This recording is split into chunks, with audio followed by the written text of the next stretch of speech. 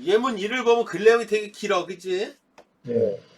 글 내용이 긴데 이게 길다고 쫄지 말고 이 내용을 보면은 경제, 보험, 경제 관련 지문인데 개념 손해보험을 따라서 제재는 피보험이익이고 따라서 이 개념들이 쭉쭉쭉쭉 설명되어 있단 말이야. 그러니까 주목해야 될 부분이 어디야? 이 내용은. 그 저, 개념을 설명한 정의 내린 부분에 주목하면서 읽으면 거기에다 그 부분에다 밑줄을 그으면은 긋고 내용이 어떤 식으로 흘러가고 있다 개념들이 흐름이 그러면은 파악하기가 되게 쉽잖아, 그치?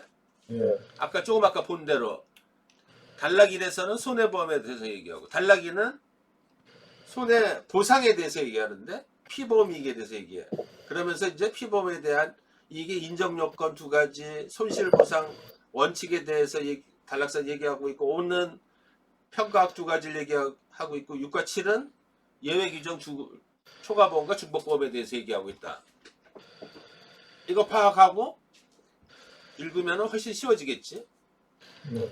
그러니까 지금 알아야 될 게 개념에 대한 정의를 내린 부분을 알아야 돼. 네. 자, 선생님 정의와 확장된 정의를 중심으로 설명하는 방식이 있어. 이 용어의 의미를 명확하게 한다. 이게 되게 중요한 부분이지. 용어의 의미를 그 밑줄 긋고서 다 설명이 돼 있으니까 정확하게 파악해야 돼. 지금부터 설명하는 거는 정의가 무엇인지 정의를 정의 내린 거야. 이거는 외울 이유는 하등 없는데 그대로 사전적으로 풀어낸 거야. 그러니까 머릿속에서 얘가 어떤 의미인지를 쭉 파악을 해야지. 따라오기가 되게 어려워. 내가 선생님이 천천히 읽어주니까 머릿속에서 생각을 막 집중해봐. 네.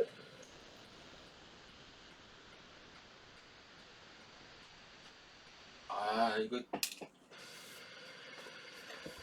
이거 왜 자꾸 글이 틀려? 정의도 지금 한자가 틀렸지? 어? 이게 뭐 하다가 실수를 한 거야. 그지? 네. 정의가 이 정의가 아니지. 그지? 이게 글을 쓰다 보면은 이렇다고 이렇게 막 실수가 막 보여. 정의 이거 읽어보니까 정의는 이런 가서 찾아봐. 이런 정의가 아니야. 네. 틀렸어. 내용이. 이게 선생님들이 글을 쓰다가 나중에 이렇게 돼서 알게 되고 이래. 낭패야 낭패. 그래서 아이고 이걸 어쩜 좋아. 이거 자꾸 실수. 정의가 실수. 처음 먹어보는 정의는 이건 저스티스의 정의야. 잘못돼 있어. 그지? 네. 어떤 대상이나 개념의 범위를 한정하거나 그 본질을 규정하는 설명의 진술 방식이다. 정의라는 거는 잠깐만.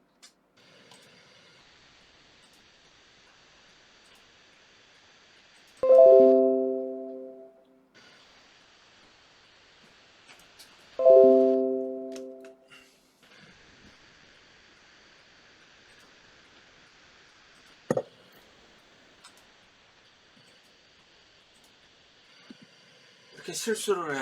아휴. 이게 틀렸지? 네. 이게 맞는 거야. 알겠지? 네. 어처구니가 없어.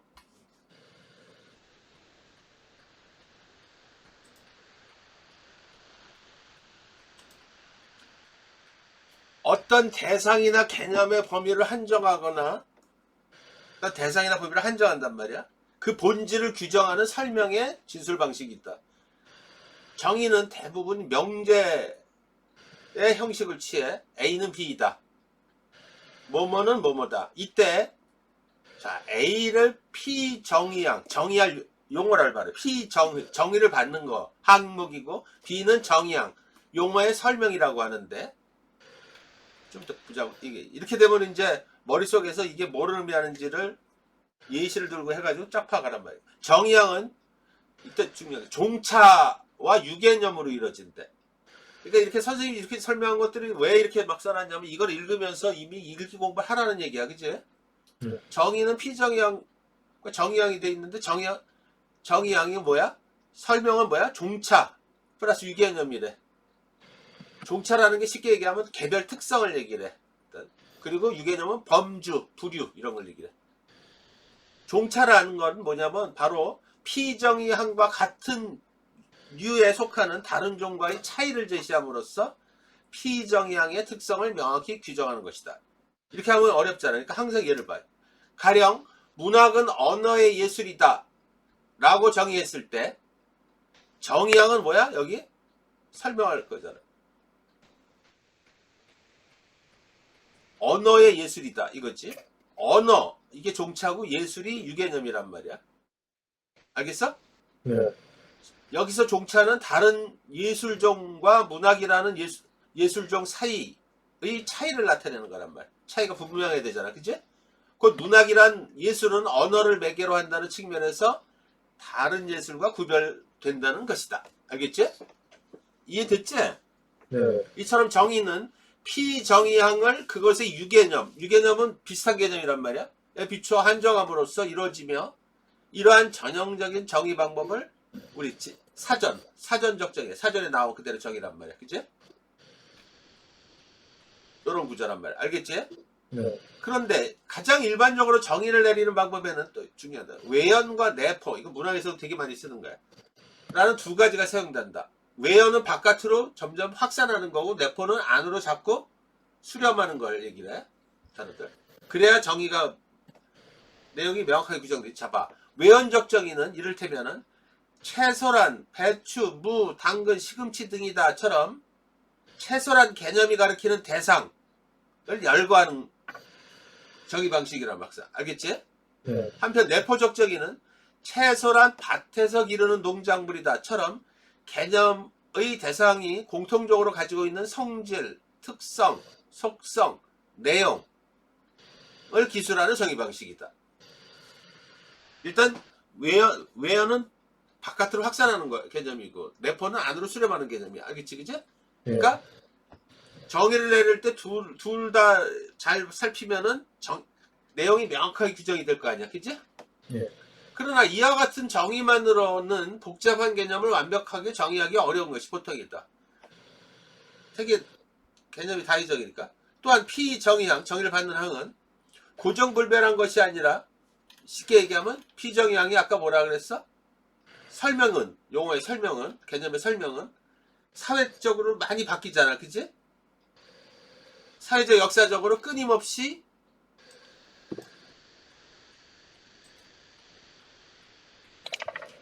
변화하고 발전함에 따라 A는 B다와 같은 단순한 정의항만으로는 피정의를 제대로 정의하기 어렵다. 사회적으로 역사적으로 바뀐다는 게 뭐야? 예를 들면은 이데올로기라고 들어봤지, 그치? 이념, 동시대 이념 뭐 이런 것들이란 말이야. 그 시대 담론을 얘기를 해. 선생님 때는 우리 그 동시대 이데올로기는 뭐였다? 반공이었어. 어렸을 때는. 그러다 학교 다닐 때는 민주화였어. 우리 그때 대부분 말. 지금은 뭐야? 공정 이런 개념으로 막 바뀐 거란 말이야. 알겠지, 그죠? 응? 네. 옛날에는 정의에 대해서 얘기했을 때는 정의라는 어떤 정의, 아까 얘기한 저스티스의 개념을 얘기를 했을 때 그 정의 개념은 뭐냐면 주로 정치적인 개념이 컸단 말이야. 자유의 개념, 그지? 네. 정책. 그런데 세월이 흘러서 근대가 되면서는 평등의 개념이 더 강조가 되고 지금은 불평등의 개념이 더 강조가 돼. 그래서 공정이란 개념이 이렇게 막 바뀌는 거란 말이야. 무슨 말인지 이해되지, 그지? 네. 지금의 이제 불평등은 이제 분배 정의하고 관련된 문제고 이렇게 계속 바뀌는 거야.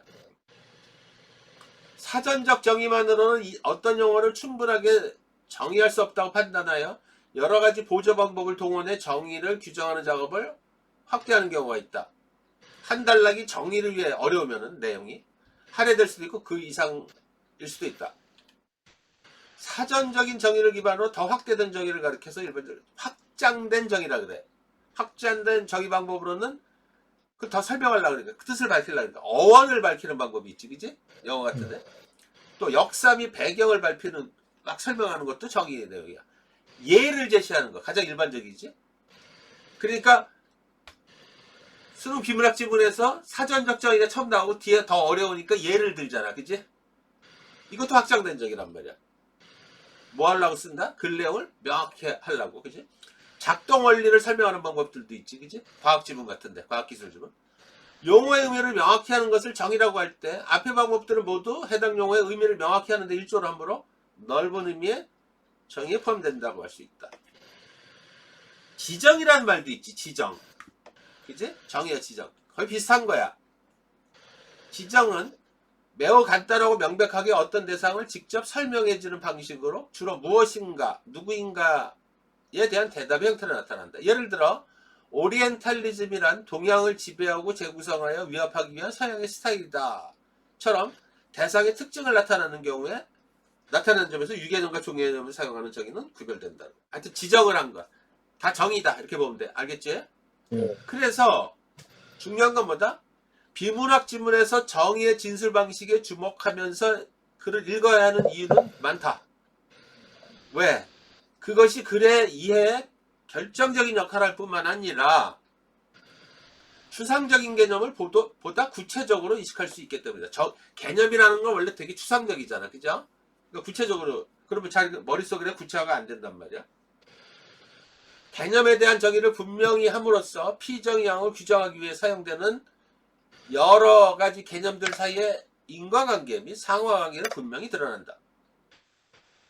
특히 인문, 철학 및 법률 지문은 관련한 핵심 용어에 대한 명확한 개념 정의가 따라야만 그 내용을 명확히 파악하고 이해할 수 있다. 이렇게 보는 거야. 자, 그럼 이거 한번 보자. 아까 그 내용을 보면서 이걸 딱 읽으면서 법이나 경제 이런 지문은 사전적 정의를 내린 부분하고 확장된 정의를 내린 부분 주로 정의를 내리면서 그걸 설명하니까 그걸 주목을 해야 돼. 그치? 자, 봐. 손해보험은 계약에서 정한 보험사고가 발생했을 때 보험 가입자 측에게 생긴 재산상의 손해를 보상하는 보험이다. 교통사고, 화재, 도난 등으로 생기는 피해에 대비하기 위해 가입하는 손해보험은 오늘날 우리 생활과 가까운 곳에 있다. 손해보험이 점점 많이 들고 있지, 그치? 위험하잖아. 여행 갔을 때 여행자 보험 같은 거 들잖아. 혹시 어떻게 될지 모르니까, 그치? 우리 친구들하고 놀러 가잖아. 그러면은 혼자 운전하기 힘들잖아, 그치? 어떤 애가 차를 가져왔는데 저번에도 선생님 어디 친구들하고 그러면은 그 2박 3일짜리 뭐 이런 보험을 든단 말이야. 딴 애들도 할 수 있지, 그러면, 그치? 그건 뭐야? 만약에 사태에 대비하잖아, 그치? 내가 친구 차를 운전했는데 사고 났으면은 보험 안 들었으면 어떻게 돼? 큰일 나죠. 큰일 나는 게 보상 못 받잖아, 그치? 큰일 나는 거 맞지? 보험사고가 발생할 때 보험금을 받을 자를 피보험자, 그치? 피자. 보험금을 지급할 의무를 지는 자를 보험자라고 한다. 보통 보험자는 보험회사겠지, 그치? 네. 어? 손해보험의 피보험자는 보험의 목적에 피보험 이익을 가져야 한다. 이때 보험의 목적이란 보험사고의 대상을 말한다. 그치? 손해보험 계약은 손해보상을 목적으로 하는데 손해의 전제로서 피보험자는 보험의 목적에 경제상의 이익을 가져야 하고 당연한 말이겠지, 그치? 이를 피보험 이익이라 한다. 피보험 이익은 그러니까 이익이 여러 가지가 있을 텐데 특히 경제상의 이익이 없으면은 더 무의미한 거라 이거야. 알겠지? 시가 100원의 주택을 소유한 사람은 화재로 주택이 전사하면 100원을 잃는데 이렇게 보험사고 발생으로 잃어버릴 염려가 있는 이익이 피보험 이익이다. 이걸 보전받는 거란 말이야. 알겠지? 네. 피보험 이익이 없는 자에게 보험금 청구권을 인정하려면 피보험 이익이 없는 사람한테 청구권을 인정하는 경우가 어떤 경우가 있어? 어?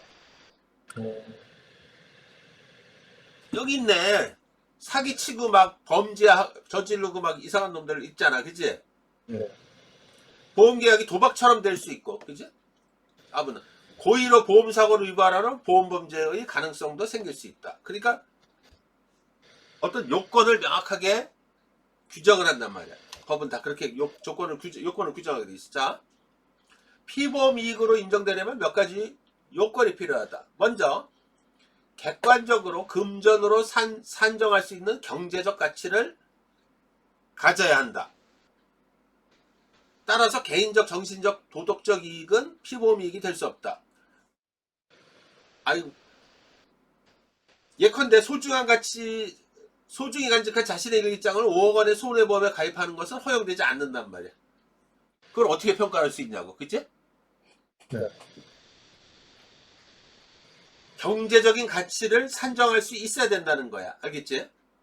그러니까 예를 들어서 집에 골동품이 있어. 미술품이 있고 그러면 그걸 보험에 들으려면 어떻게 돼? 예를 들어 미술품이 있다 그러면 그 감정을 받아야 되잖아. 그치? 공신력이 있는 데서. 그리고 보험회사에서 그걸 인정을 해줘야 되고. 그치? 신뢰 있는. 그냥 막 들고 그러는 게 아니란 말이야. 그치? 두 번째, 적법한 이익이어야 하며 적법해야 된단 말이야. 불법 저지른 거 되면 안 된단 말이야. 그렇게 보험 가입해놓은 애들 많잖아. 그치? 네. 계약 체결 당시 그 가치가 객관적으로 확정되어 있거나 적어도 보험사고가 발생할 때까지 확정되어야 한다. 자, 피보험 이익으로 인정되려는 게 두 가지. 그러니까 글을 읽으면서 딱 요거만 밑줄 치면 벌써 여기 끝났지. 그치? 그렇게 읽는 거란 말이야. 그쵸? 다른 건 다 이해를 높게 한 거잖아. 그치? 네. 그 다음에, 자, 세 번째 달라. 손해보험은 실손보상의 원칙을 기본 원칙으로 삼는다. 자, 실손보상, 다 한자잖아. 그러니까 이게 어려우니까 항상 정의를 내려서 또 설명을 해. 그치? 실손보상 원칙이란 무엇이냐? 실제 발생한 손해, 이걸 실손이라고 해. 손해만을 보상하고 그 이상은 보상하지 않는다. 당연한 얘기인데 규정을 해. 그건 명확히 안 해놓으면 나중에 시비가 되잖아. 그죠? 네. 실손 보상 원칙에 대해서 얘기해. 따라서 손해보험을 통해 피보험자가 재산상 이익을 얻는 것은 허용되지 않지. 이익을 얻으면 안 되는 거지. 그죠? 네. 실손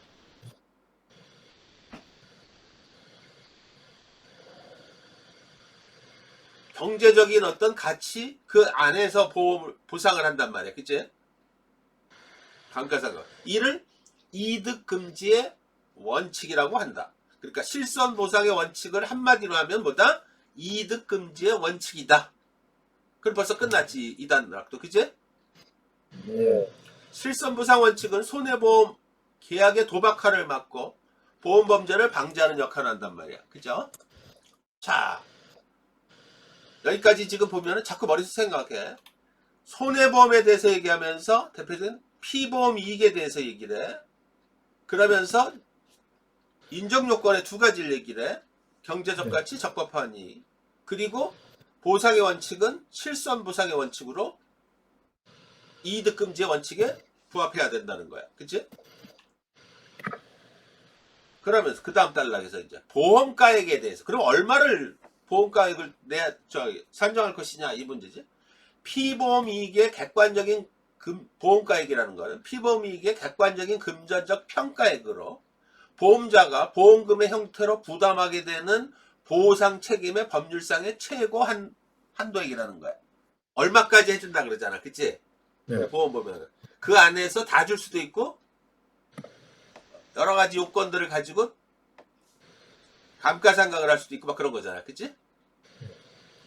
보험가액은 고정된 것이 아니며 경제 상황 등에 따라 변동될 수 있는데 이득금지의 원칙과 관련해 피보험자에게 이득이 생겼는가 여부를 판단하는 기준이 된다. 그치? 이와 달리 보험사고 발생 시 보험자가 지급하기로 보험계약에서 실제 약정한 최고 한도액은 보험금액이야.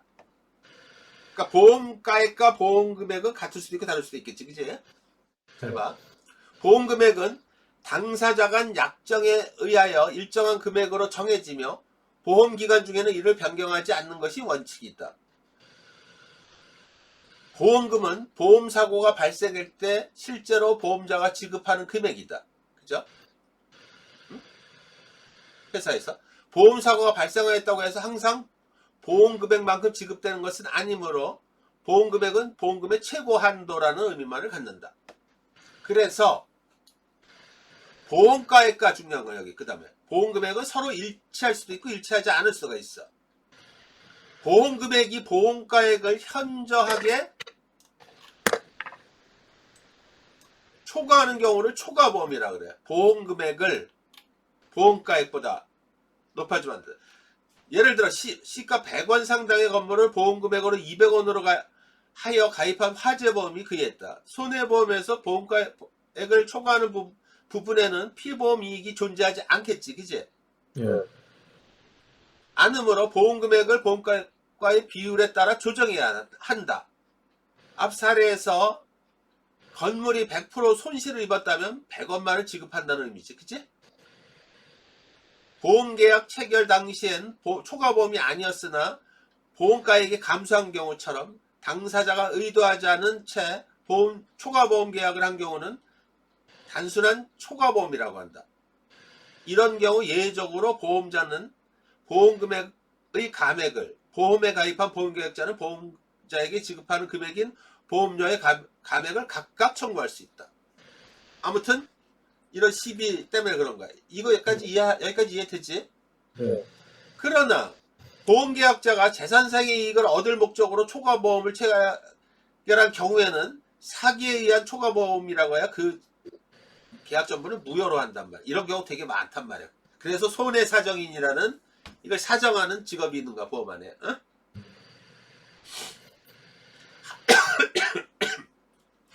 한 명의 피보험자가 동일한 피보험 이익과 동일한 사고보험에 관하여 여러 보험자와 계약을 체결한 경우에 그 보험의 합계가 보험가액을 초과하는 경우를 중복보험이라고 한다.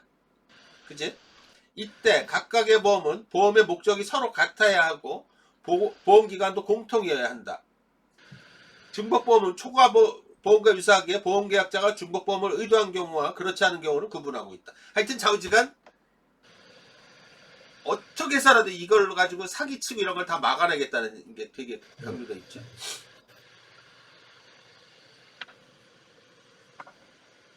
사기에 의한 중복보험은 단순한 중복보험의 경우 각 보험자가 보험금액의 비율에 따라 연대 책임을 지지만, 그러니까 보험자라는 게 보험회사를 말하는 거지. 내야 돼서. 그 보상액은 각각의 보험금액으로 제한된다. 예를 들어 잘 봐. 이런 건 어려우니까 예를 잘 봐야 돼. 그래서 보험가액 100원인 건물에 대하여 각기 다른 세 보험자와 보험금액을 100원, 60원, 40원으로 하여 화재보험을 계약한 경우 이런 경우 많지, 그지? 예.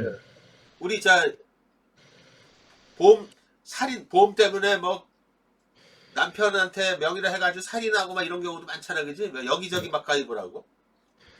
각 보험자는 보험사고가 발생할 가입 당시 보험금액의 한도 내에서 연대 책임을 진다.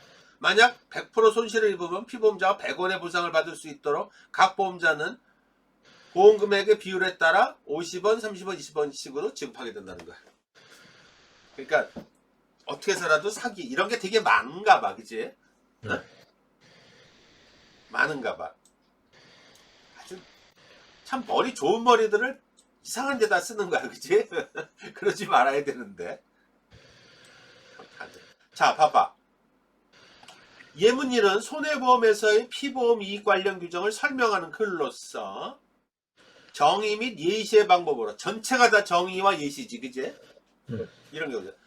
글 내용 전체가 기술되어 있다. 따라서 이 글 내용 이해의 핵심은 용어의 사전적 의미를 명확히 하는데 있다. 그죠?